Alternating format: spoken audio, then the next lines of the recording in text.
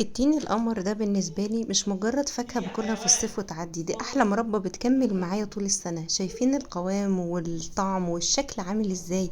حاجة كده خطيرة. في سندوتشات المدرسة مع الولاد بتوديها في حتة تانية خالص. بجيب التين بتاعي الواحدة بوحدتها زي ما انتي شايفة كده، نقيها تبقى جميلة علشان تطلعلك مربى حلوة جدا.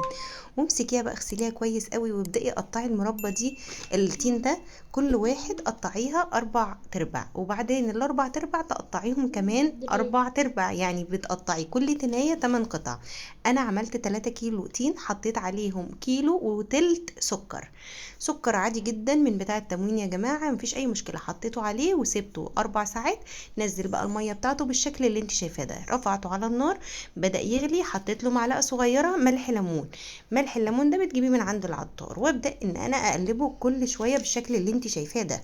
طبعا احنا بنبدأ نهدي النار لما بتغلي ونقلبها كل شوية كده، وايدينا فيها علشان ارضية الحلة ما تلدعش مننا والمربى كلها تطلع زي بعضها. وكمان ننزل اللي في جناب الحلة من فوق ده علشان ما يخليش المربى بتاعتنا تسكر. بصي انا مصوره لك المراحل بتاعتها وهي على النار اهوت كل شوية عشان تشوفي تغيير شكلها بنفسك. طبعا لما دخلت في استوى بقى لونها اتغير وتقلت زي ما انت شايفة كده، هي تقريبا كده استوت. انا بقى جبت عسل الكلوكوز ده من عند العطار او من مستلزمات الحلويات، بحط منه معلقتين على الكميه بتاعتي دي كلها.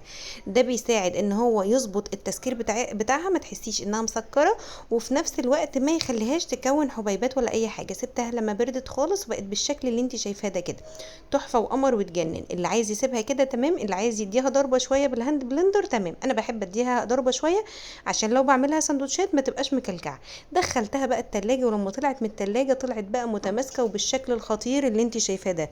فعلا بقى طعم وقوام مفيش احلى من كده. وطبعا التين مغذي جدا جدا جدا لولادنا، وبيسد معانا في سندوتشات المدرسة وحلو جدا. واي فاكهة انت ممكن تعمليها بنفس الطريقة، بس لو فاكهة مززة شوية زي الفراولة بنزود لها السكر شوية.